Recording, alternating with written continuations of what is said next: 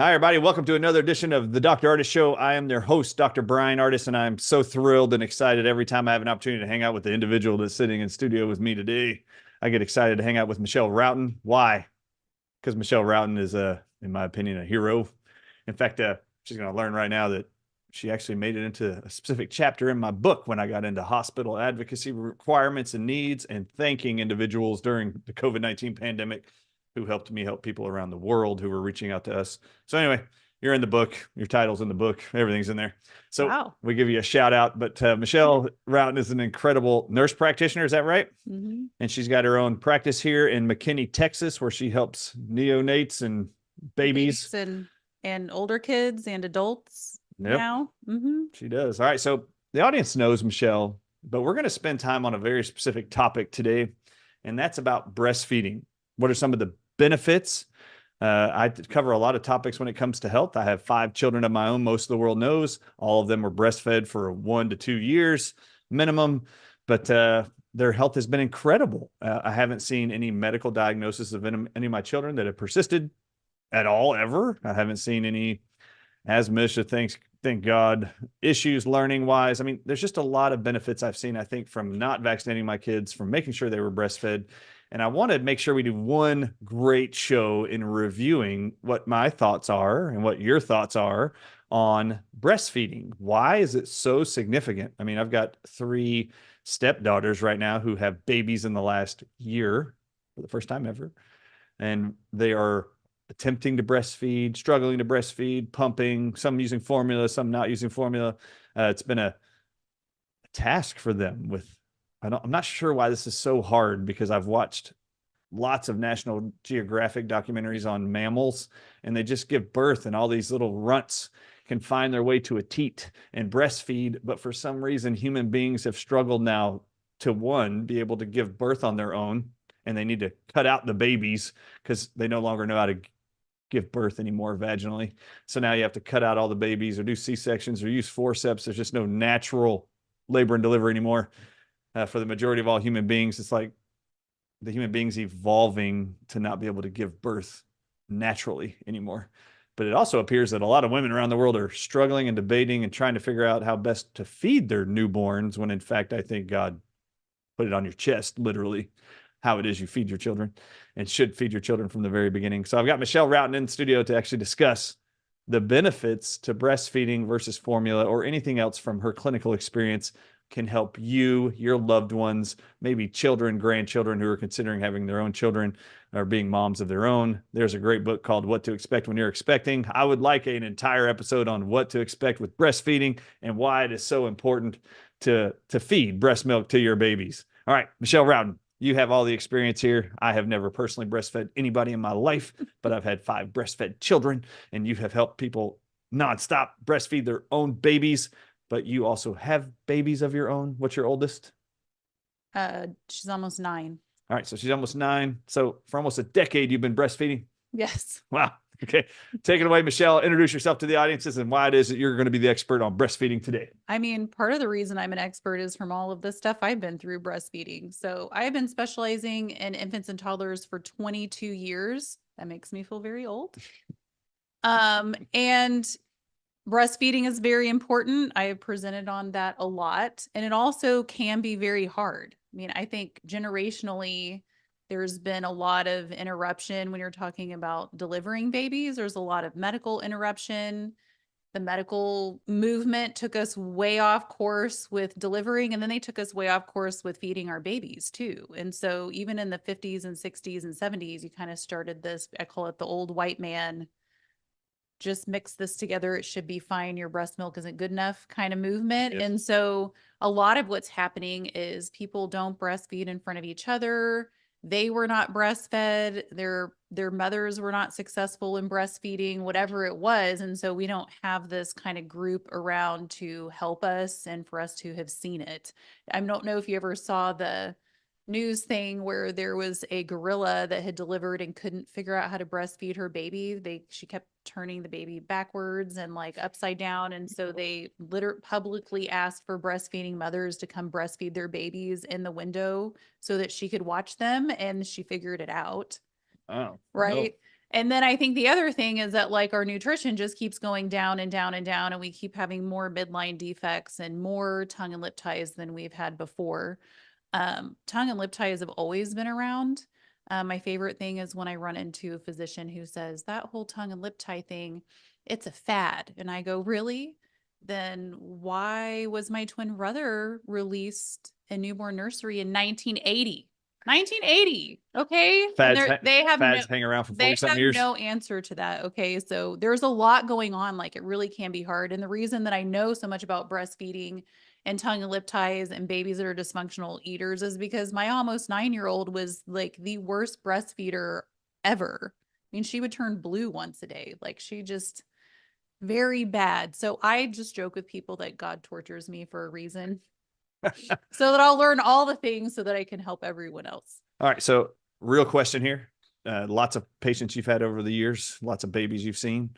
Are you ever nervous about children who are not suckling well, who might be tongue tied? Are you worried that you can't help them and their mothers figure out how to feed their babies too? Or do you feel pretty confident in helping most? Extremely confident. Without intervention? That you like just like my you need to send them somewhere, or does your clinic and your skill I'm sets? very confident that I can get pretty much anyone breastfeeding, Awesome. but I'm using the best of the best and I'm referring to the best of the best to help them in my area. Well, can we talk about some of the complications people experience in general? Just a few that moms will see or maybe confront that could be complications for breastfeeding. Okay, so the biggest thing I see is that they're having a lot of pain and scabbed nipples and So this is the mom side. Okay. yes. I've never done it, so I don't know what it feels like. It is very Intense. yes. I will stick my finger in a baby's mouth to assess their suck, and I'm like, oh, that's not gonna feel good on a nipple. Okay, sorry. I'm the guy here. Sorry. Yeah. I'm never gonna know what that feels like, fortunately. But I do want to say something, Michelle. I did learn just a few years ago from my own mom that I'm not sure, maybe in the last 10 years, that it was very uncomfortable for me to be breastfed. I was their oldest and first, but that it was so uncomfortable and painful that she didn't do it. She decided after like the first couple of times, I'm never doing this again. And I was put on formula in 1976. So after I go through the benefits here, I'll learn why it is I am the way I am, because I probably wasn't breastfed, but I don't know what I was given back in the 70s. But anyway, I have heard the rumor that this can be very uncomfortable for a lot of moms. Okay, moms, this is what you get to expect when the baby comes out. Those little suction cups of a mouth can be pretty intense. Okay, go ahead. If they are not latched on correctly, like deep enough, and they're tied or they're not moving their tongue correctly, yes, it can be painful. So that's one of the complications, that you have a baby that just doesn't breastfeed appropriately. So there's pain, or they're not transferring milk well. And so they're being told by a mainstream pediatrician that baby just needs to be supplemented because baby's not growing well. And those babies should be sent to a lactation consultant to figure out what's going on and how much they actually are transferring and how to get them to transfer better. And we have breast pumps now that are really awesome. And so that would be one complication. Sometimes I have moms that have repeat mastitis. So what is mastitis? Mastitis is when they get a breast infection, so they'll get clogged and then the milk is stuck in there. That is also not comfortable, and it'll get red and hot and they'll get a fever, and usually your head hurts really bad. I mean, you feel like you just got a really bad flu. So that's one complication that's very hard on moms as well. All right. So what are your recommendations to these moms with mastitis? Let's see if we can handle some of these for these people up front. So, you know what's interesting? When I first delivered Julia, the recommendation for mastitis back then was they were thinking get the clog out, right? So aggressive pumping, aggressive feeding, Sounds painful. massaging, getting like the vibrating toothbrush and like putting it in the area where the clog is, and all, I mean, just really over the top stuff. And that's what we all did. Well, now they've backed up and said, oops, it's really the inflammation that's causing the problem. We know we need to get the milk out and we need to get stuff flowing. And then usually whatever is in there that's causing the infection will just come out. It will not hurt the baby. You can just keep nursing. But now they're like, you should do ice and Epsom salt soaks and castor oil packs and stuff like that. So how do you like those recommendations? Are those better? they're better. And I did I have a 1-year-old, even though I'm 44. I got a clog with her a little while after she was born. Wait a minute. 44-year-olds can have babies. Wait, is this baby healthy? Yes. I hear they're like supposed to be anomalies associated with Oh my gosh. babies born after So- you're 40 years old. I run a moms group in the area that has over 700 moms in it. And every once in a while, these cute little 20-something-year-olds will post like they're 28. Gosh, I already have 3 kids or 2 kids, and I really want another, but am I too old? And it just like, I mean, I have moms that are like, I just had my last one at 46 and I didn't start having babies till I was 39. I want to have one more, And so for me, I'm like, well, I had one at 35, one at 38, and I turned 43 2 weeks after the last one. That's a lesson for all of you. She's sitting right here. It's live. So Right. you can live through it. You can do it, and your child's healthy. Yes. I mean, my fertility story would be like a whole other show, so we won't go into that. But, there's a lot of these moms that they just aren't ready in their careers, or they didn't get married until later and they're popping out babies just fine. So with this last one, I was told, hey, I knew by then, like, it's different now. A friend brought over something to do the Epsom salt soak, and I did, and it just bloop. I mean, just was gone. It's like I would have struggled for like 36 hours when I was with Julia, back with Julia doing it the way they said back then. So there's better recommendations now, and there's more help. Like, especially in our area, we have a lot of IBCLCs, is what they call them, internationally board certified lactation consultants. And Do they have a website where people can look that up? Like lactation experts around the country? it's pretty, I mean, if you just Google it, usually they all have websites and they come up. I'm very picky about who I refer to. One of my nurse practitioners is a lactation consultant, and she's very good because she's been specializing in babies for 20 years and she does lactation. And then I have, a few IBCLCs that I refer to. So I have ones that I really trust, ones that are really good at tongue-tied babies and things like that. I find the biggest thing that I have a frustration about is that the parents will pay for the birth photographer and the newborn photos and the best, most expensive car seat and stroller and all of the best of the best of the best. And then that baby pops out and they're like, I don't have money to see lactation. And I'm like, the one thing that you should have is money for a lactation person, because if you can breastfeed that baby for at least a year, and if you can have that child go 2 years without ever being on antibiotics, their lifelong health and longevity is very much set and much better than everybody else that didn't get that. And so I sometimes I'm like, okay, let's try this and let's try that. And I do sometimes wonder, like, do you not have the money? Like, if somebody fell and broke their arm, are you going to figure out how to have the money? Because, like, we don't want their arm dangling for the rest of their life. I kind of look at it like that. You're going to find a way. Or when people say, what would be a really good gift that I give my daughter or my daughter-in-law or my best friend or whatever? I'm like, buy them a couple of outfits, wait till they have the baby, and be like, I have found the best lactation person for you, and you have an appointment at this day at this time, or they're coming to the house, or whatever it is. A lactation gift card. It's a great Yes. idea. That's what y'all should give. Yeah. I mean, I had a mom with twins. She did not come back to see me because she was very offended. She was a first-time mom that I wanted her to see lactation. She's like, me? Why me?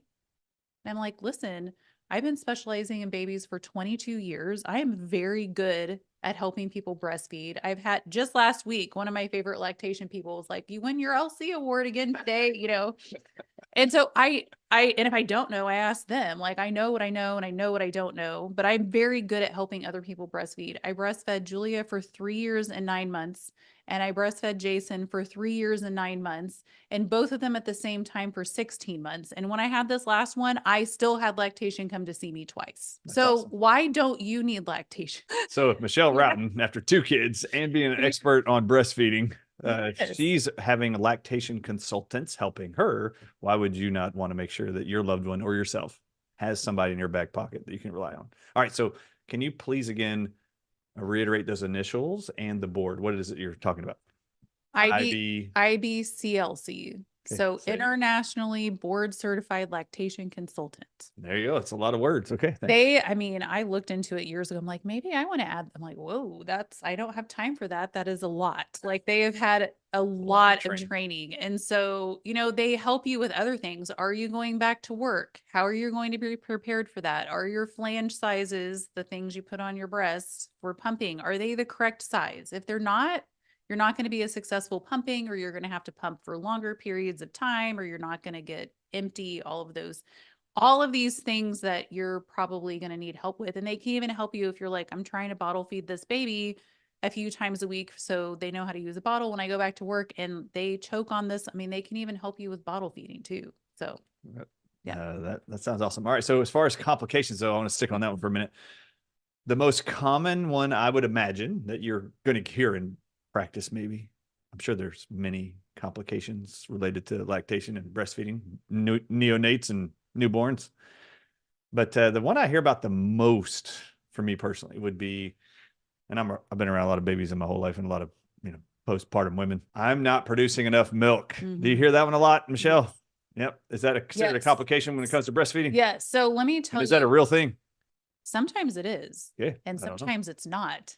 Okay. That's the thing. Okay. So sometimes I will have a baby come in, I'll go, we're really not gaining weight like we should. What do? I send them to lactation to do a weighted feed to see how much they're transferring, or sometimes they'll even let teach mom how to do it, borrow a scale so that she can do it for, during the daytime to see what it is like borrow the scale to weigh the baby? Like the baby scale, they'll tell them how to do weighted feeds for a day, but they'll do it in office, see how their pumping is going. Like, is there enough milk? Is the first question. Is the baby transferring the milk? Right? And if there's not enough milk, then we're going to have to do something about that. Right? So sometimes, yes, I do have that happen. Conversely, I have people that come see me for a second opinion all the time, being told that they need to supplement their breastfed baby because they're not growing well. And then I'm like, well, I need all of the measurements from the other office, and I will measure the baby and I will look at the baby. And so sometimes it's very often that I'll go, look, first, what we do is we look at the baby. Does the baby look okay? Does the baby have nice fat pads?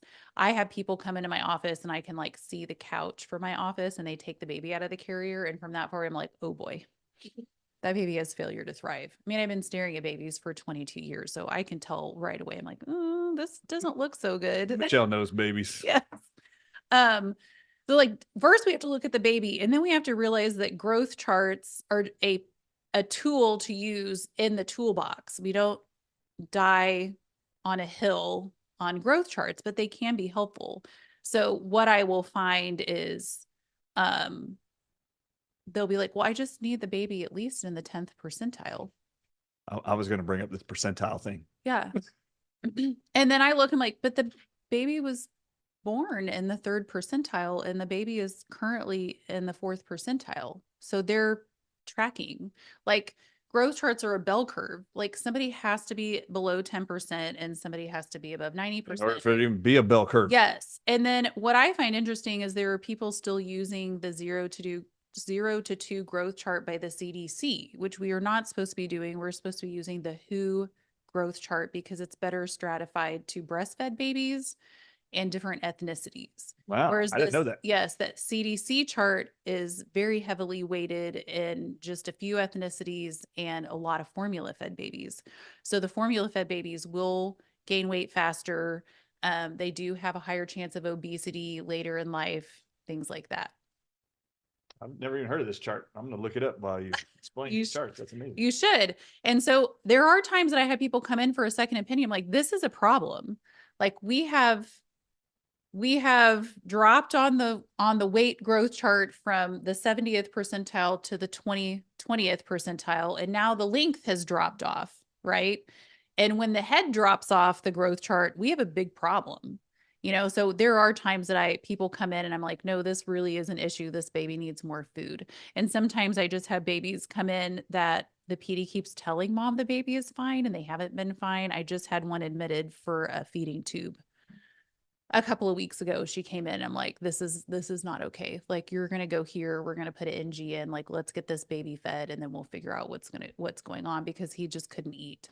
So I see all sorts of things, but I do most of the time look at everything and go, this baby looks really fine to me, because we're just looking at a growth chart and spending 3 minutes with the person and running back out the door and not finding value in breastfeeding. And so therefore not trying to help the mom stay breastfeeding, or with trying to figure out what's going on. So I do have moms that I deal with specifically that have low volume of breast milk. A big problem I see is a lot of people are having breast surgeries, whether it's implants, a lot of reductions, where they don't have the capacity in their breasts to make a full supply. And these surgeons tell these moms that they'll be able to breastfeed. It won't be a problem. I just had one in yesterday that she was told that. And of course, it's like 20 years later. She had a thought to think about it. And then the doctor's like, it's fine. And so she's like, okay. She's like, no, it's not fine. I'm not making full supply for this baby.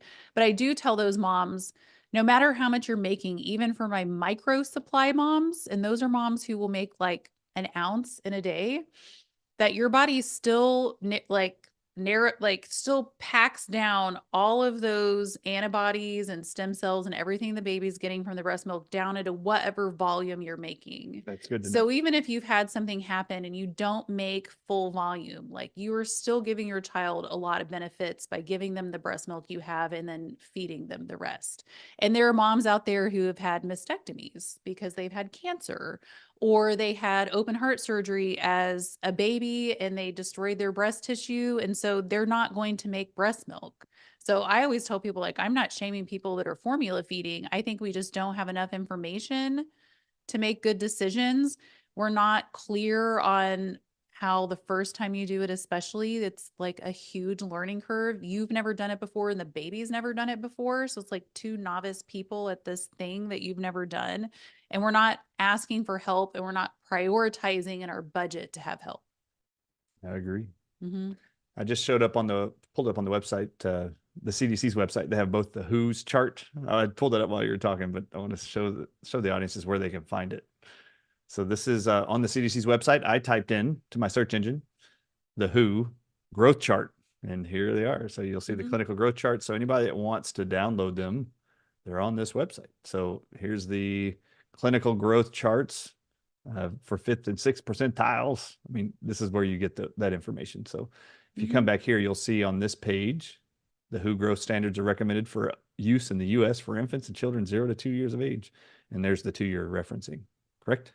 Yep. So just so y'all know, this is where you can get that information. Pediatricians, that's where you can find those growth charts. Moms, dads, those of you worried about your kids and their percentiles, I hear it all the time.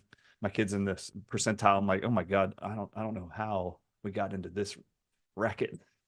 But so many parents and moms, young moms and dads for the first time kids, are so overwhelmed with trying to make sure their kids fit inside of a percentile. Yes. And I find that very odd.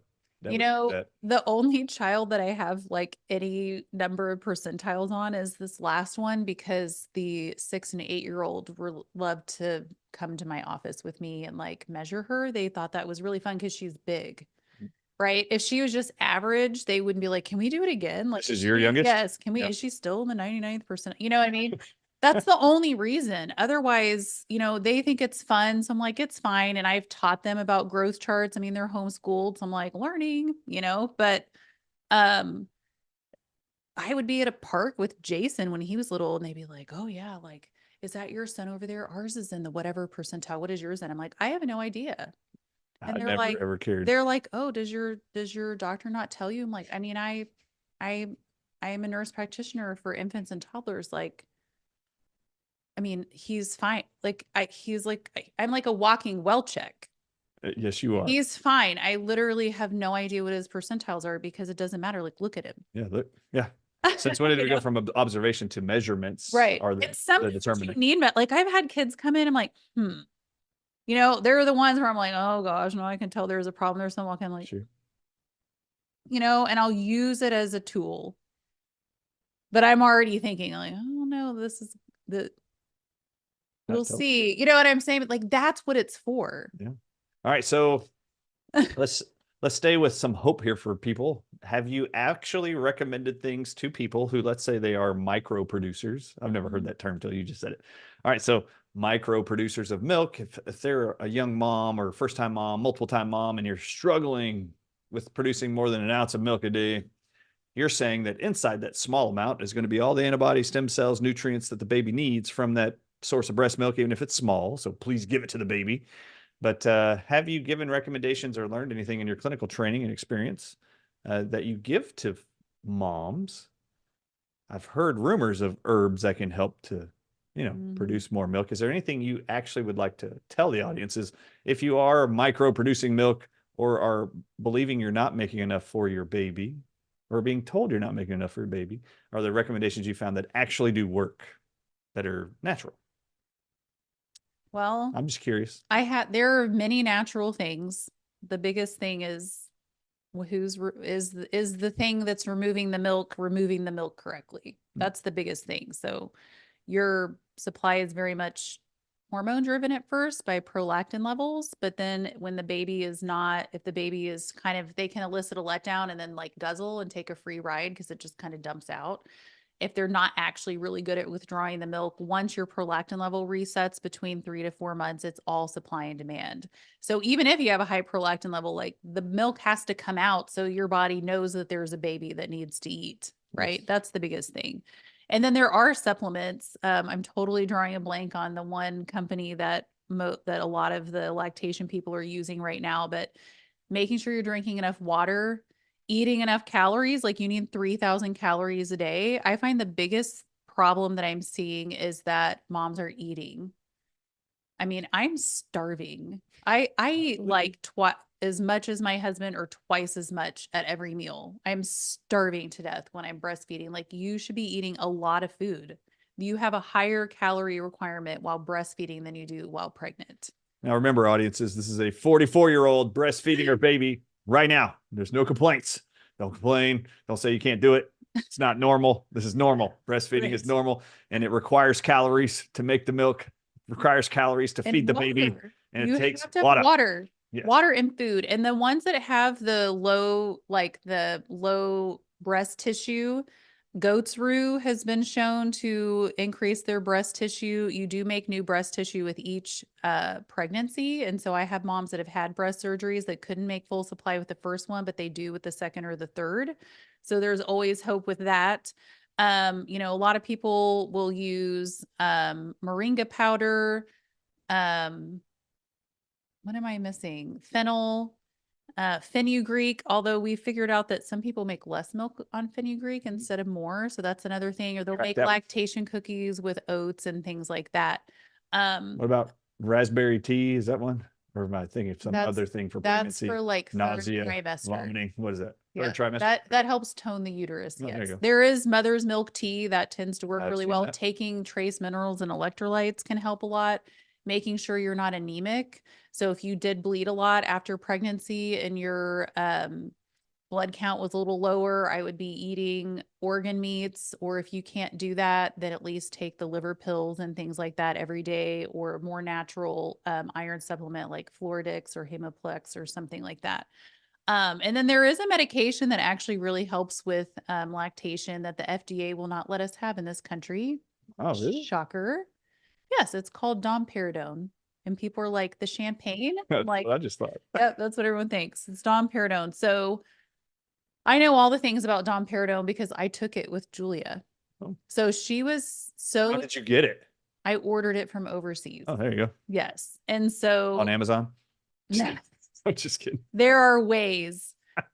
Jack Newman, Dr. Jack Newman, is like the breastfeeding doctor. He's in Canada. Mm-hmm. And you can go to his website, just look up Dr. Jack Newman, and he has all this stuff about lactation and appropriate latch and herbs and domperidone, because they can use it in Canada, they can use it in Europe, they have it in India. In-house pharmacy is like it's in Vanuatu. I don't know if I say that right. It's like off the coast of Australia. But with Julia, we thought she was making all the noises like she was breastfeeding, and she was not transferring, and my milk disappeared like very quickly.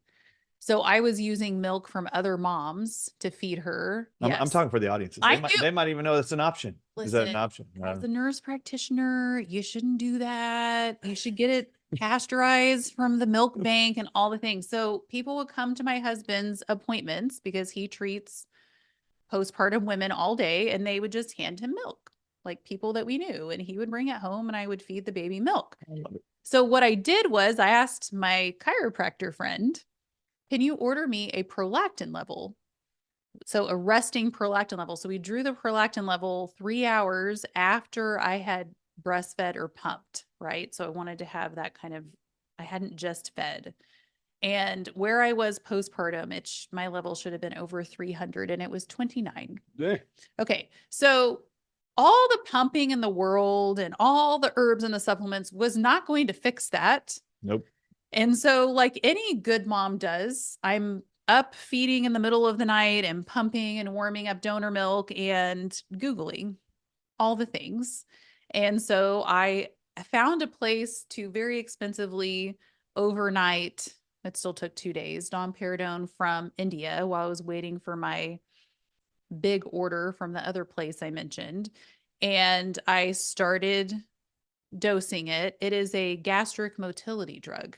And they figured out that it makes people lactate because they were using it in ICUs, and then they would use it in high doses and be like, why is that man's boobs making milk? Okay. Or like, why is this old lady have stuff coming out of her nipples? Okay. The reason they won't let us have it is because if you use it in high dose IV, there is a risk of arrhythmias, heart arrhythmias. How that's relevant to an oral dose, we aren't quite sure. Thank you, FDA. So I tell people if you already have, and is that how you used it? Orally?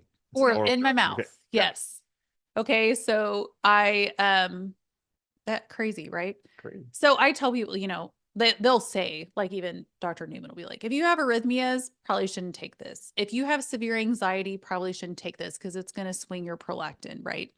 But I did definitely go to the bathroom more for a few days and had headaches. And I went from pumping 4 ounces a day. It was pumping 8 times a day. So I get half an ounce each time.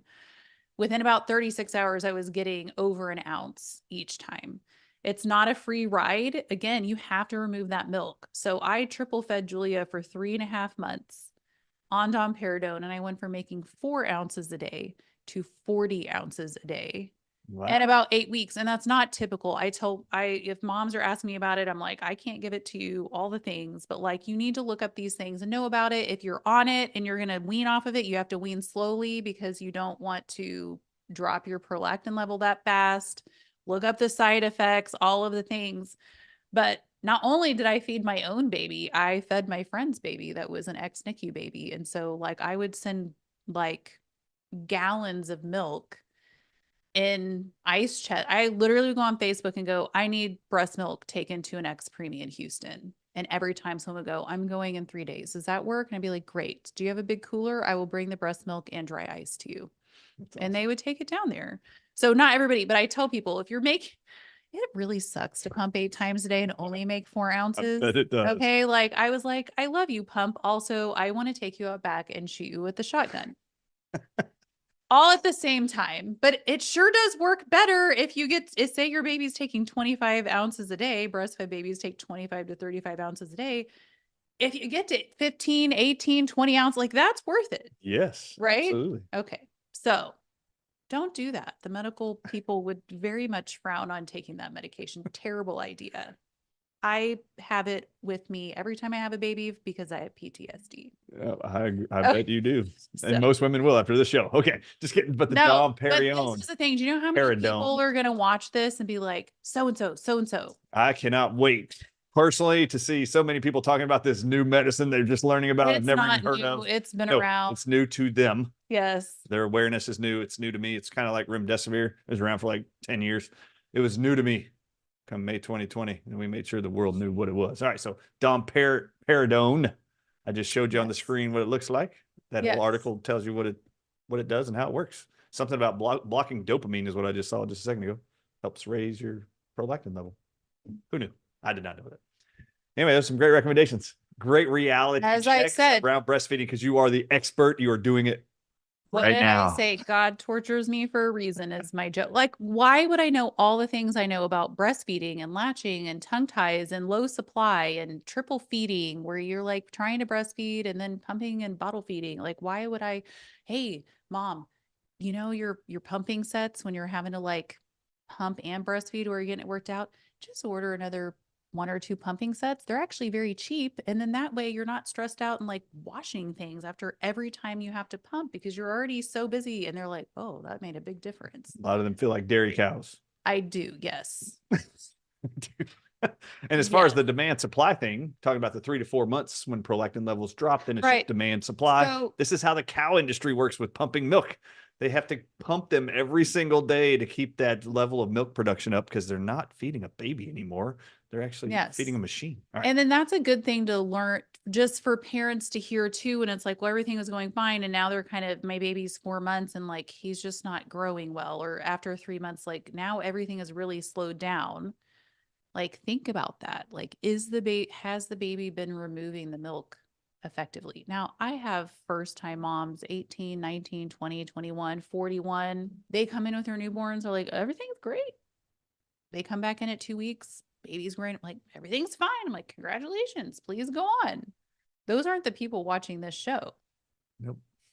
They don't care. They're like, yeah, breastfeeding's great. I do that. It's easy. And they move on. Yep. You know what I mean? So, but it is a reality that a lot of women struggle with that. Yes.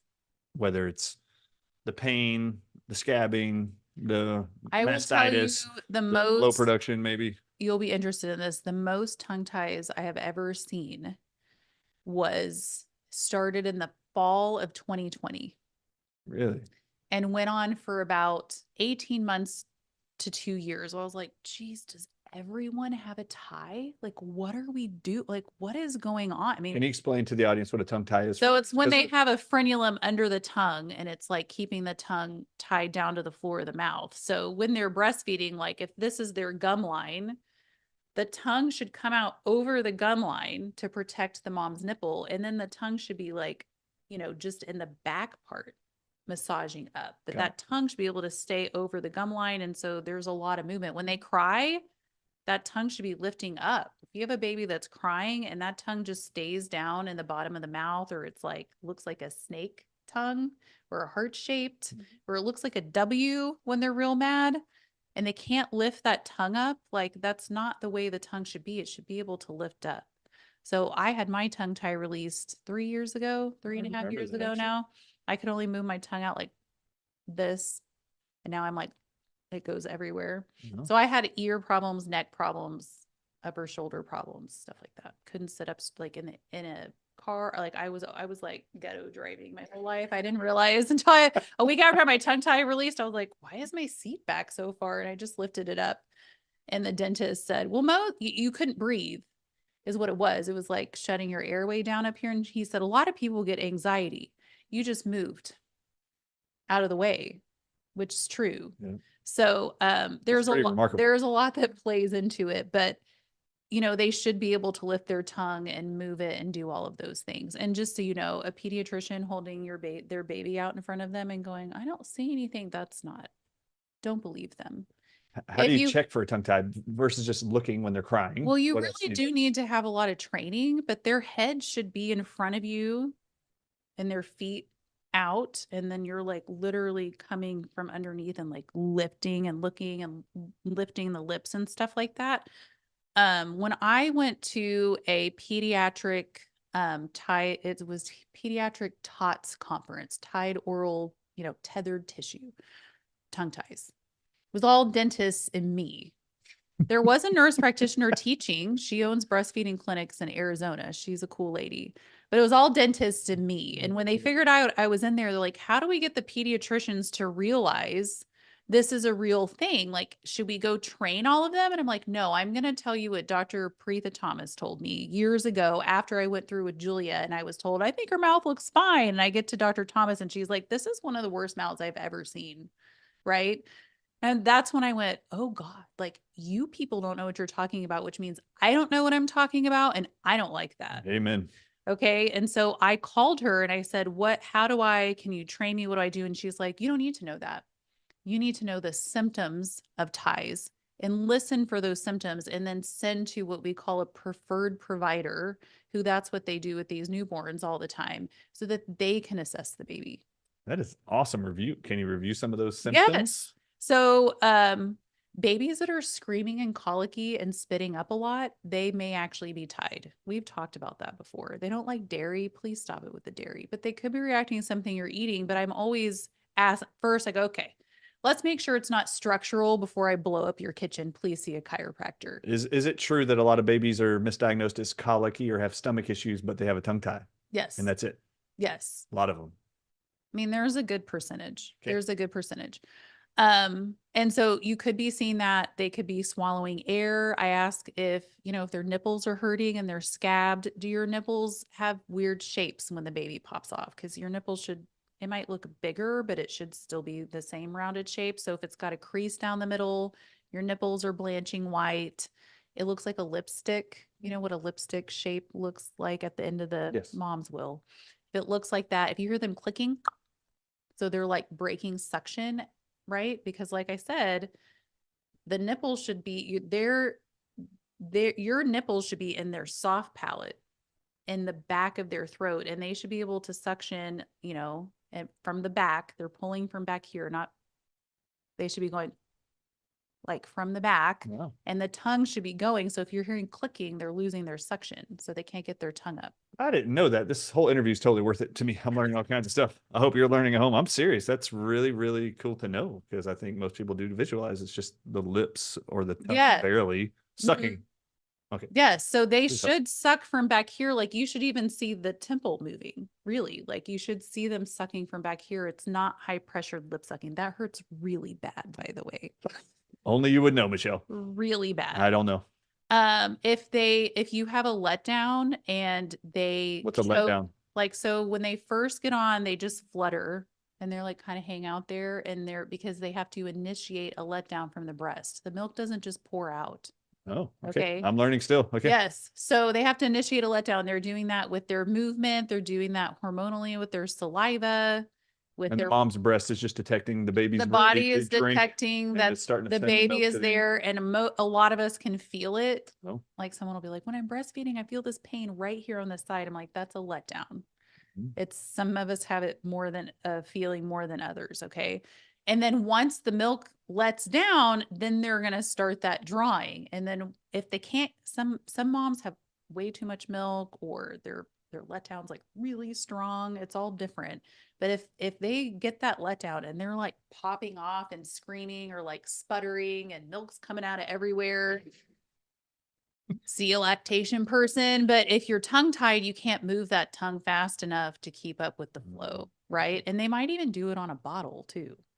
And so those are all things that you would look at if you're putting them on the breast and you're like, mom's like, well, they nurse for like 2 or 3 minutes and they just pass out again. It's very exhausting to nurse with ties in your mouth. And so sometimes they get really worn out and they're just constantly falling asleep, or they won't make eye contact with you because they're overwhelmed. So those are all the things that you would look for. Pay attention, moms. I'm learning all kinds of stuff, and I got 3 brand new grandbabies, and I've heard almost every scenario you can think about. And 2 of the 3 grandbabies did have tongue ties, just so you know. And they are seeing chiropractors and getting taken care of, which is phenomenal. But I'm learning a ton here. Thank you for coming in here. There's a lot of stuff that I know you deal with every single day. I'm waiting for Jane to text me now. Like, what am I doing with this daughter and this daughter now? Oh, trust me. Yeah. All of us want them in Michelle's office every day if they need any help. Okay. Yes. Keep going, Michelle. You're helping out a ton of people. Yes. So that's stuff you would all look for. And just know that if you have a really fussy baby, it could be that. Like I have some moms that come in and they're like eating celery and ice. That's what I call it. When they've cut out, like I took out wheat and dairy and corn and soy and corn and soy and all the nightshades. And I'm like, okay, so you're eating celery and ice. Like that's my joke, you know. Does God torture me for a reason? Jason James, God love him. He could breastfeed like a champ. He was so tongue-tied. We got that lasered. This is your kid? The second one. Okay. Totally fine. Wheat, corn, dairy, soy. eggs, tomatoes, and bell peppers out of my diet. And he was just the happiest little child. But before that, he was not. No. Eggs and bell peppers were the devil. Once I figured that out, did some Nate treat, but he just, I just say like, it could be that, but sometimes I have people come in and they're like, I need help with this baby. I've been to 3 or 4 pediatric offices. I'm off all of these foods. And I'm like looking at them, I'm like, their skin's beautiful. Their poop is normal. Like they're not having any other symptoms that there's a food thing going on. And I look in their mouth, I'm like, oh boy. And they're stuck. They're like, what is it, linebacker shoulders? Yes. So those babies where they like literally like this because they're so tight. Like this is actually a structural problem. Yeah. Sometimes I can tell they have a headache. Sometimes they're just tight in their core. They're tongue tied, and so they're swallowing a bunch of air, and that's what's making them colicky, gassy, all that kind of stuff. So I did help a family in India. Thanks to you. I didn't respond to him right away because I thought that somebody was spamming me or something, but I did help them. They were all the way in India. Awesome. And that we got the baby happy and mom was much happier. And so that was interesting, but I have helped people on the phone, but I tell people, I'm like, I need to see the baby. Like seeing the baby would be more ideal because there's a lot of things that you're looking at. But yes, if you're eating ice and celery, your baby is still very unhappy, then you should look at structural stuff. Chiropractor is great. Myofascial release is great. There's a lot of baby massage therapists out there now. That's what my husband does all day now. That's awesome. So, all right. So we've talked about some of the complications. Is there any other common scenarios you've personally experienced with your own kids, or you see in clinic a lot that we want to address or make sure parents are aware of or educated on when it comes to breastfeeding? Just like the common stuff is, if you took a class with a lactation consultant before you have the baby, your first baby, that would be good. Just so like the baby is supposed to cluster feed when they're first born. Like they're literally 24 to 36 hours later, their brainstem is like, bing, I need to eat all the time to make sure the breast milk comes in so I don't die. Like that's what they're supposed to eat all the time. No, we're not following the baby's lead and letting them go 4 or 5 hours without eating. Like we didn't have babies to sleep. They need to eat every 3 hours minimum. So their feeding schedules you work with moms, like to make sure that they're feeding consistently and regularly. Yeah. The first couple of weeks, I'm like, during the day, there probably should be eating like every hour and a half to 2 hours and 45 minutes. And do you tell moms to wake up the baby and feed it if it's asleep? If they get to 3 hours, yes. Okay. They're also born with their days and their nights turned around. And so, which is normal, right? Like you probably knew you lay down in bed and they're like party time. Like and most of them are born at night.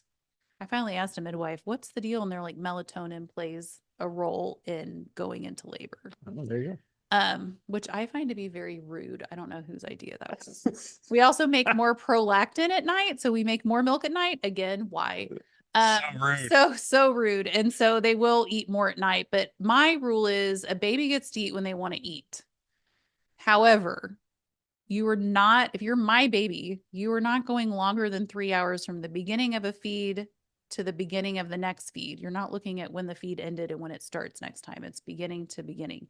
You're not going 3 hours without a feed during the day, because if you're going to give me a break, you're going to do it in the middle of the night. So if I fed the baby at 9 a.m.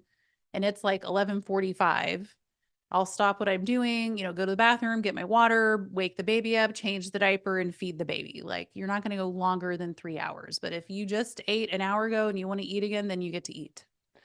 I'm one of those parents that always hated the idea of waking up a kid. I don't care how old they were, but you do find that this is very beneficial to make sure they're eating every 3 hours. I like this recommendation. I had no idea.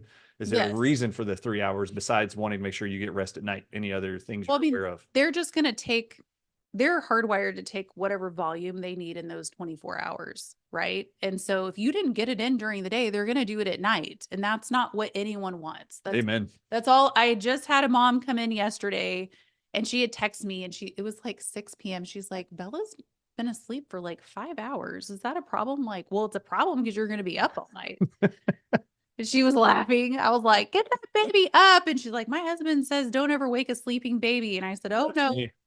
I'm learning. Okay. Mm-hmm. Now, if you have a colicky baby and it took you that, I mean, and they're bigger, of course you don't wake them up. But just as like a general rule, you just don't let them go longer than 3 hours because you want them to give you a break at night, right? I would want the moms to have a break at night. They're supposed to be making more breast milk while asleep with prolactin, right? Yeah. Okay. All right. So you got to be sleeping. So like if you have been breastfeeding and you're up and you get a 5 hour stretch of sleep, you're like, I feel like $1,000,000 right now. Amen. Yes, they do. All right. So we've talked about quite a few scenarios. My very first thought is there anything that affects like the mom's nipples? For example, they get cracked, scabbed. Is there anything you recommend to them for helping healing or even breastfeeding? Do they have to apply something to help to reduce scabbing or Okay. pressure changes? Or The greatest invention ever, they're called silverette cups. never heard of it. They're made of silver, so they're not cheap. Like I ordered the Italian ones to make sure I wasn't getting hosed, right? And silver, it's antifungal, Antibacterial. antibacterial. It's helpful for this skin healing. And so you can put those cups on your nipples. And I just had a mom this week that's like, man, these didn't exist when I had my 13-year-old. These things are awesome. I'm like, I know, they're really great. And then I like the You earth. just wear them or Yeah, use like, these to pump with? no, you just I wear picture them. pump cups made of silver. You just, okay. no, they're like, you kind of look like Madonna a little bit. Oh, got it. Yeah, from That some maybe old MTV video. That may be Okay. too old for some. Yeah. Look up Madonna's bras Yeah, from like the yeah. 90s. You could just put it in your bra so you can kind of see them there. And it Got kind of actually holds the bra a little bit like so it's not rubbing across your nipples too, Right, which nipple. can be helpful. And then I like the Earth Mama brand nipple cream and diaper cream, by the way. Awesome. I think that their stuff is the best. Some people will use lanolin, and that's not very hydrating, but it can be very helpful if you feel like there's like been a friction problem. So some lactation be like, I don't like lanolin. I'm like, I don't know. When I was dealing with Victoria, sometimes I put lanolin and be like, oh, that feels really good. And sometimes I would put the Earth Mama because of course all my kids are tongue tied. So we have to work through all of that. Have you ever heard of the product Udder Cream? Yes. Okay. You never suggest that for the moms? No. I'm just curious. They use that for udders on Or they have cows like that are Bag Bomb. overmilked. You know what I mean? Yeah, Bag Bomb is another brand for the cows. Transferred to humans. Yeah. From the dairy farm to the humans. Yeah. Okay. All right, Michelle, let's get into some of the known benefits. You just said you breastfed your two kids, the first two kids, right? To 3 years, 9 months. And they picked There's that, not very by the many way. moms that have probably done that or that are even going to listen to this. They're going to be like, have to go that long? No, Okay. no.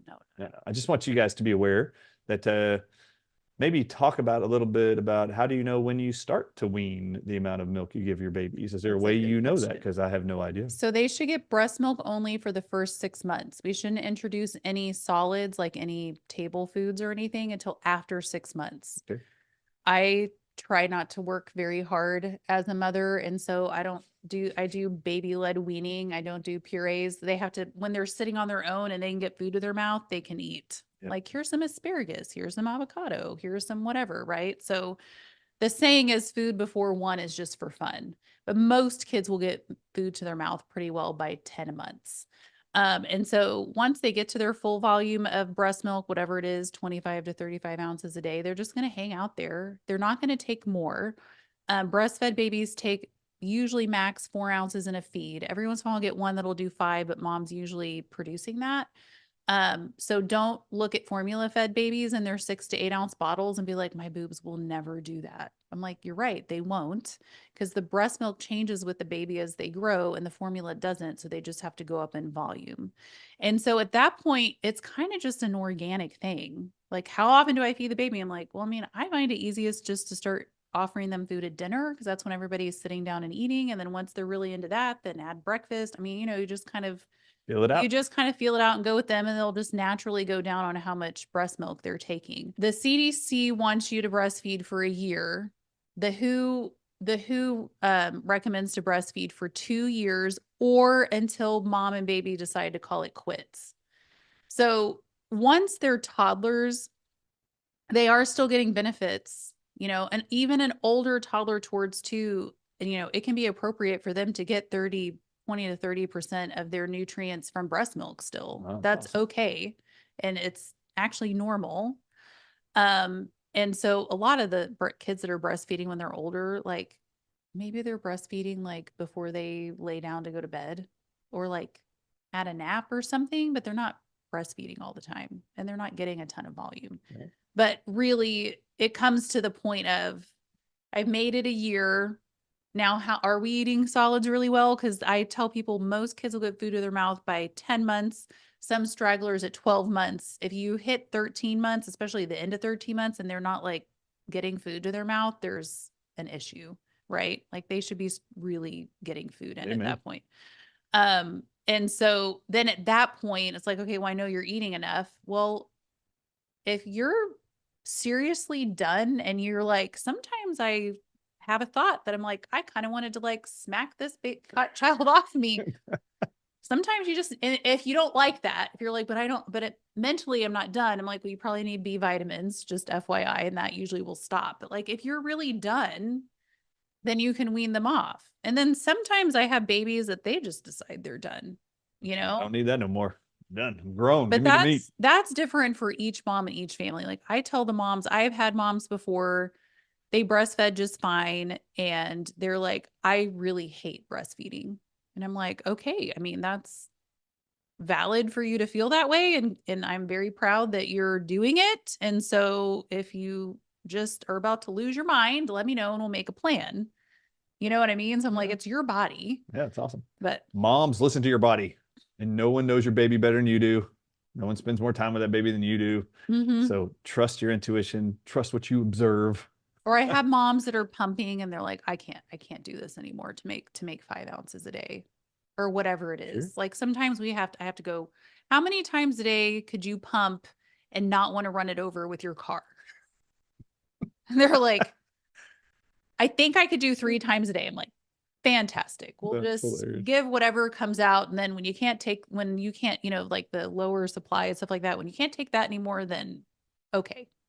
So I'm going to assume that you did say that the CDC recommends 1 year breastfeeding at least. The WHO is 2 years or even later, if longer, if the mom and baby feel like it can be longer. So I'm going to go ahead and assume that you believe the WHO's recommendations are better in general. Yes. I mean, there are countries that their average age of breastfeeding is 4. Their average age of how long they breastfeed is That's 4 the average years of for age. some countries. Yes. That means some are going even longer than 4. Yeah. Wow. But there are a lot that like getting to 4, and the WHO also was talking about these third world countries where they don't have clean water. And so it is a big deal for them to get breast milk because they have a much lower chance of dying from like a diarrhea disease. So they're taking that into account too. But if you're just kind of looking at what's natural, like what we would do if we were like hunters and gatherers, it would be longer than what the average is in the United States by a long shot. I think that's awesome. I would love to see that become more normal. This breastfeeding the children longer. I think that'd be an incredible movement forward for kids. For me, over the last 22 years, it definitely just keeps going up. Yeah. It hasn't gone down and the resources are better. The recommendations in general are going up. Just from what I'm seeing, more people are breastfeeding and they're breastfeeding for longer. I think the only time I've ever, when mom's like, I don't know, I feel like I want to be done. And it's like October. I'm like, okay, I mean, that's fine. We're going into 6th season. And they're like, oh, I didn't think of that. Like they're going to get the antibodies. And then like the kids that have stomach bugs or something, the breastfed babies are much less likely to have to go in for IV fluids. I love it. It's time to get into what are the benefits, the health benefits of breastfeeding, and antibodies are one of them. Okay. So I'm going to say something here and I hope it makes sense. You can correct me, Michelle. You're the expert. I'm not the breastfeeding male. I'm not on that prolactin drug yet. All right. The Paradone. I will not be on that. Don't worry. All right. So this is how I used to explain it to people. I'm like, look, the mom, you spend the most time with this baby. The baby's latched onto you often for food. So whatever it is the mom's being exposed to, bacteria, cooties, germs, you name it, whatever, parasites, fungi, bacteria, whatever it is the mom's being exposed to, she has an immune system that knows how to produce antibodies, and those antibodies will be sent to the baby in the breast milk. Is this correct? Am I making this up? Nope. So the fact that you are in proximity to your baby all the time, you are the one that provides immunity. Let me just ask Michelle a question. Ready?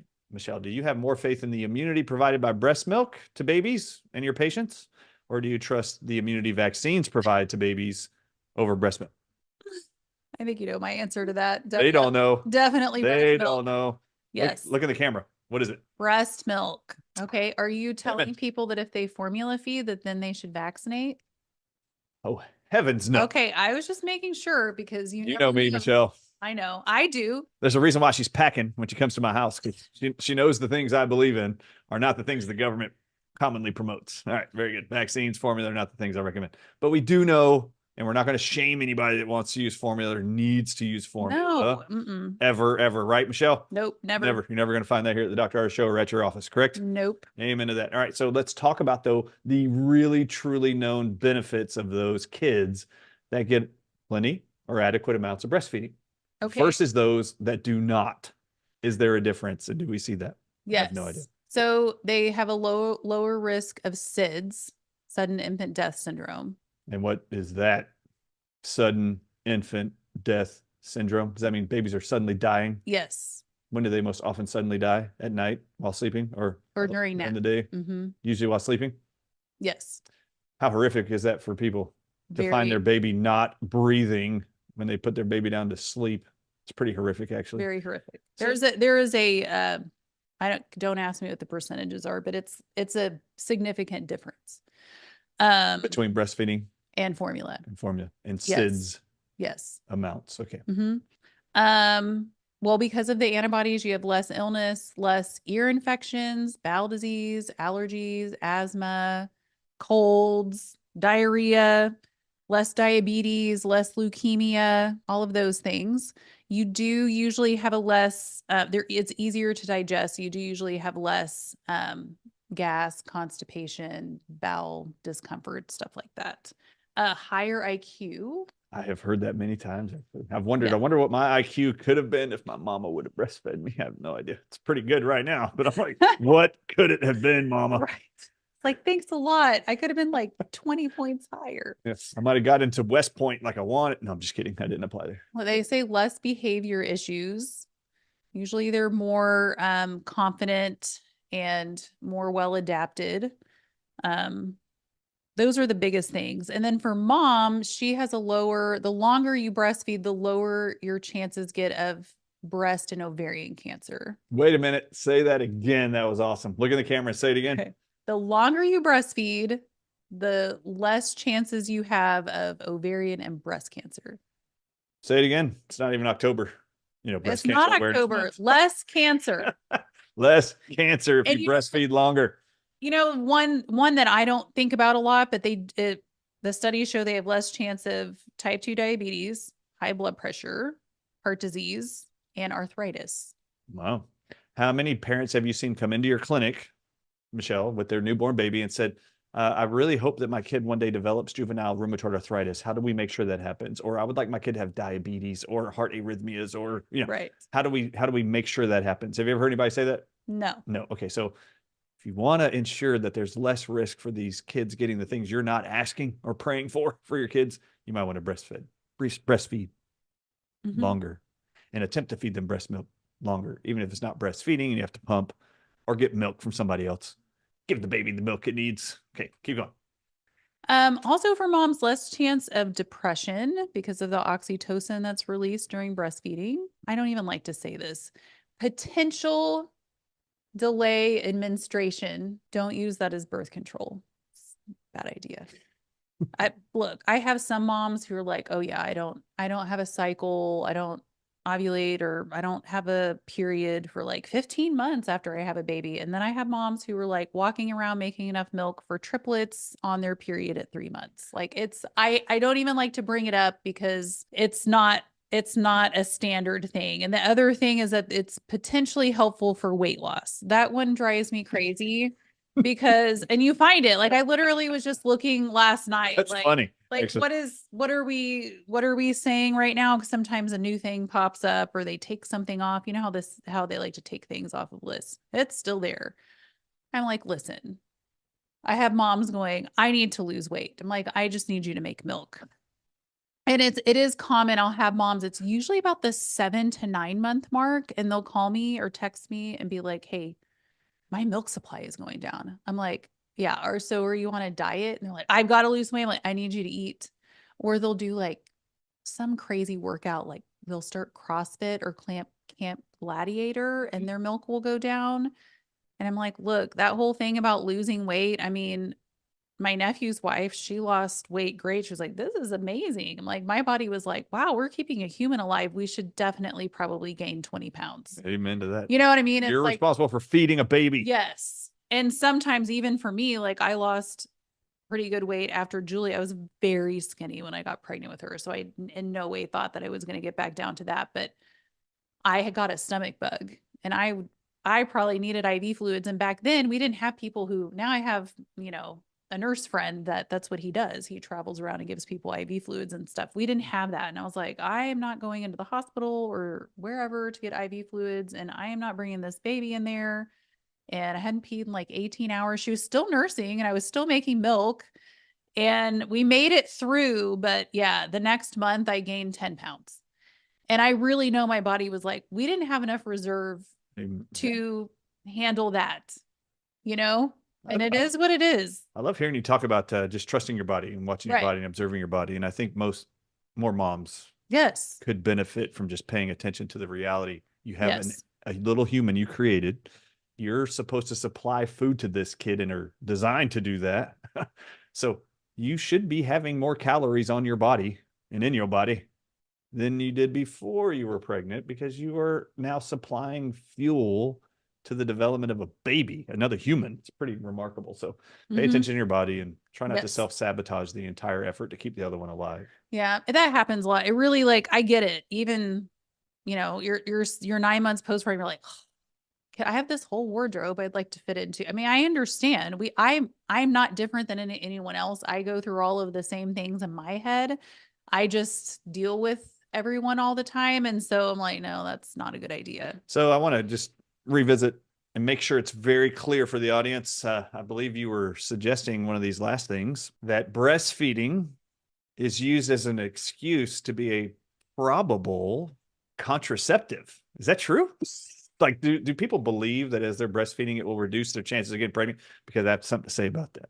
It didn't work for you, did it? I had 4 years, and I just said they were all breastfed. So I'm surmising right now that cannot be a true fact that happens 100% of the time. I think the hard thing is that I do have lots of moms who don't cycle for a long time. I didn't cycle for 15 months with Julia, but I was on domperidone, right? So if your prolactin level is high, you're probably not going to cycle.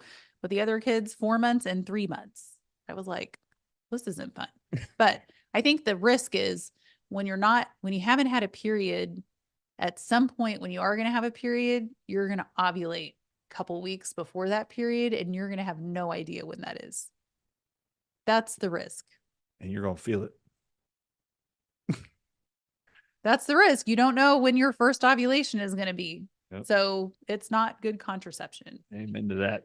But there might be a surprise. Some moms, I very much am envious of them that they just don't have to deal with all of that period stuff while they're breastfeeding for a very long time. And, you know, there's a midwife who's really great in there. She's like, oh yeah, I was walking around pouring boobs, making milk for triplets, 6 weeks, get my period back. Holy cow. I was like, that is very unfair. That is rude, as Michelle said earlier. Rude. Very rude. All right. Is there any other benefits or tidbits you'd like to give on the topic of breastfeeding? I think this has been an incredibly educating and informative interview personally. Okay. You know what I think?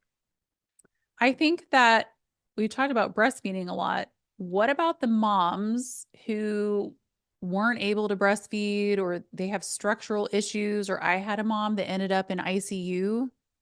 Like her milk never got off the ground. Like she was really sick. I mean, there are things that happen, and they don't want to give corn syrup solids, American formula, to their babies.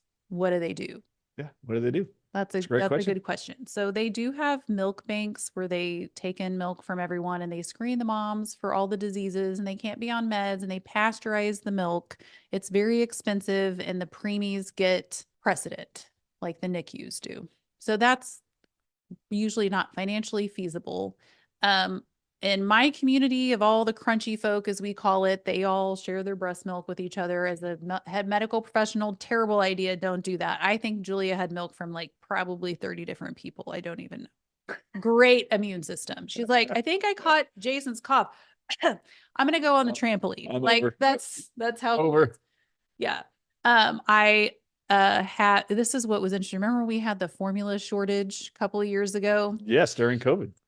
Then suddenly Kendamil or whatever it was. Kendamil. Now Kendamil. Kendamil has been FDA approved and is in the country I now, know. which is making my During life COVID. much easier. Yeah. But what I Our think government signed a contract solely for them to supply milk to America. that's what during COVID. that's what I think is hilarious is you can import formula from overseas. Okay. And all of these pediatricians are like, you can't use that. It's not FDA approved. But then when we were in a formula shortage, they were like on the news, like just flying in all this European formula. Like, oh, so now it's okay. Okay. So there is the European form. We have, I think the cleanest American formula we have is babies only organic. They used to only have babies only toddler, which you could use from about 4 months and up. The solute level is too high in the toddler one for infants, but they make an infant one now. And we have some Babies only. babies only organic. We have Kendamil now, so that counts. The Earth's Best organic, the preemies that come home from the hospital and they're getting extra calories with the NeoSure and they are absolutely miserable. Most of them do well with their calories from Earth's Best. And I have gotten that into NICUs to be used before. FYI, that is a thing. I can't get a European one in there, but I can get other stuff in there. And so we do have options, and Kendamil cow and Kendamil goat being in the country is very much making my life easier. The goat went on back order recently and everyone was sold out, and that was a little stressful. Is this the organic one? Do you know? I'm just checking around. Yes, that is. Yep. Mount Capra. Here's the organic one right here. So here it is. It's in a lighter color. A2 organic milk infant. And they have a sensitive and Mount Capra. This is a company that you're getting a powdered goat milk. Mount, like MT. MOUNT. Mount Capra. Like, is it CA? There you go. Milk products. CAPRA. This one. Yep. They send you a kit and they're sending you like the powdered goat milk and then all of the other supplements to mix in with it. It's really good. It has a really good multivitamin in there for kids that is methylated in a powder. That one seems to go really well. And then I do have people that use raw milk, which of course would be very frowned upon in the medical world, but you would have to look for a reputable farmer that's testing their milk and they have clean practices and all of that kind of stuff. But you cannot just, this is what I find for people that come in that don't use doctors. You cannot just feed your baby raw goat's milk. It is not a complete formula. Okay, say it again. You cannot just feed your baby raw cow's milk or raw goat's milk. It is not a complete formula. So if I have a mom that comes in and they're making 50% or more of breast milk from themselves or donor, and they would like to supplement with a raw milk, that would be okay. But if all you're doing is making like using a raw milk to feed them, there's all sorts of stuff that's got to go into it. And that's the biggest thing that I find with people. I'm like, please be careful. Crunchy people are wild and rogue. So am I. But like, be a little bit careful. Find someone who knows all of this and has looked into it and talked to other like nutrition experts about it. It's Weston A. Price. You know Weston A. Price. They have the recipe. You can order the ingredients for the recipe off radiantlifecatalog.com. Okay. But there are options and you can import stuff now. So you can get HIP, HIPP is a good formula from overseas. Holly, HOLLE, Holly goat. Some kids tolerate that are being intolerant. And then I have babies that tolerate nothing. But celery and ice. Right. And so HIP, HA, so it's HIPP and then it says HA. That is the European hypoallergenic formula, which has way better ingredients in it than the American stuff. Oh, let's see if we can show that one. All right. So it is spelled HIP, HIPP, and then space HA. So here we found, is this it? Yep. HIP, HA. HIP, HA. And you would do for my eczema kids, they have different levels. They're better than American formulas. Hip HA pre, like PRE, is for like the newborns, and then they have level 1, and then they have level 2, and then they have level 3 for toddlers. They have all that stuff, but I find the eczema kids tolerate the pre better. It's lower in starch. So I have a lot of knowledge about formula in my brain as well. All right. So I want you, anything else you can think of? Because I want to make sure the audience knows where they can find you, because people from New Zealand, Japan, they're all going to come flying in to come see you with their inability to get their baby to latch or suck or whatever. You're going to consult them everywhere. We laugh, but Flourish Dental in Richardson, Dr. Tony, and then my husband, John at Kikino Massage Academy, they had a mom fly in from China with her extremely tongue-tied baby that they could not get help with. Did they get help? They did. The baby was 9 months and very big. And they were like, wow, this is going to be, we're going to have to be very careful with this release. Luckily, my husband is got good man arms, but you know, like it does happen. I did have someone come in from Germany for me to help them with their screaming baby. And the baby was tongue-tied and stuck and really hated bell peppers. That's what the problem was.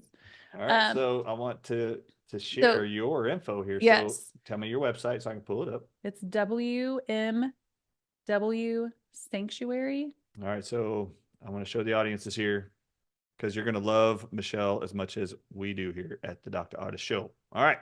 So this is your website. Anything you'd like to show the audiences where they can navigate around, what they should learn from this website or know that's available here?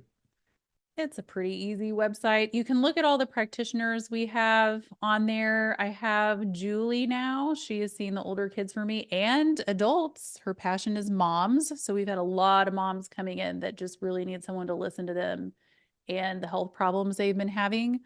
And then Jana Spillers is also in the office, and she's very, very much like me. So she's a neonatal nurse practitioner, and she is a lactation consultant. And so she can do all of it at once.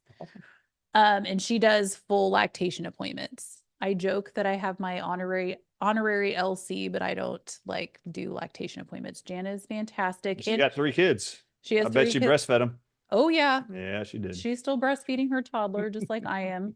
And Julie just ended, she's been breastfeeding for the last 5 years. She has an older kid, just like John and I have a 25-year-old. She has an older kid that's a teenager, and then she has 2 younger kids. So she's been breastfeeding them for the last 5 years and just finished that. 3 horses you got still? Wow. Oh, yeah. Yes. And so Jana is there, and she also knows all of the things I know. So she's very much available for babies to come see her. She's in a little office down in Dallas. And she does come up to McKinney. I had to bring her to McKinney this week because it's been raining babies and I literally couldn't get to them all. And I was like, thank you so much for Jana. And she also is available for phone consults for people that are out of town. So great to know. If you need my brain, you can also need Jana's brain.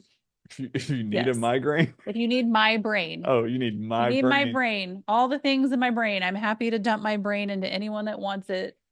I have a joke like, your time is your time. I'll talk to you about chickens if that's what you want. Like, you just let me know.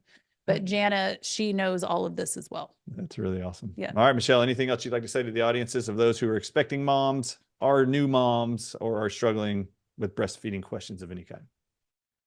It's what I said at the beginning. Please get a lactation consultant. And if you are having issues with the baby and you're being brushed off that it's normal or everything's fine, and you know everything's not fine, trust your own instinct and find someone to help you. I love it. All right. Michelle Routon, thank you so much for coming in. You're a phenomenal human being. Thank you for saving so many children's, moms, dads' frustrations with their suffering through breastfeeding issues. There's obviously multiple issues that can come up, both for the mom and the baby we've learned today. Thank you for exploring those with us. And I guarantee you, even my own wife's children are going to benefit from watching this, and they're going to be very excited about this. In fact, I asked my wife this morning before this interview, what do you want me to ask her? Because I know you want to know, because you're with grandbabies every day. It's like the greatest moment of her life. She has 3 daughters. Those 3 daughters had all of their first children in the last 12 months. So grandma's super happy. She's got 3 grandbabies, brand new infants and newborns. And That's fun. there's been lots of breastfeeding, obviously, lots of pumping going on, and lots of questions from these new moms. So I hope this has been helpful to you. I'm Dr. Ardis. God bless you. Remember, breastfeeding is extremely beneficial and has multiple benefits that extend even far beyond just keeping them alive in the first 2 years of their life. I've even read research papers over the last 20 years of the dental impact of breastfeeding children and the health of their teeth, how much longer they hold their children's teeth before they lose them, and the health of those teeth and gum diseases that are preventable and benefited from actually breastfeeding their children at a very young age when they were first born. All right, I'm Dr. Ardis. We will see you next time on the Dr. Ardis Show. God bless you, and thank you again, Michelle, for coming in. Any last words? That's it. Thank you. We rocked it. We're out. We're going to see you next time. God bless.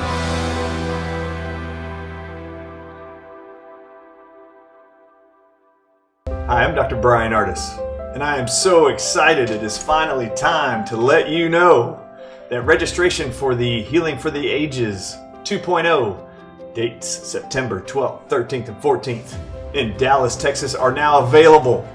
I need to let you know though, there really truly is only 500 seats in person at this conference. So those are going to sell out fast. I would really love to see you there. So hurry up and get your tickets. I am so excited to have you there. Come join me, Dr. Ardis, Dr. Henry Ely, Dr. Ed Group, and Dr. Janice Schmidt for another thrilling Celebration of Solutions event, September 12th, 13th, and 14th in Dallas, Texas. We can't wait to see you there.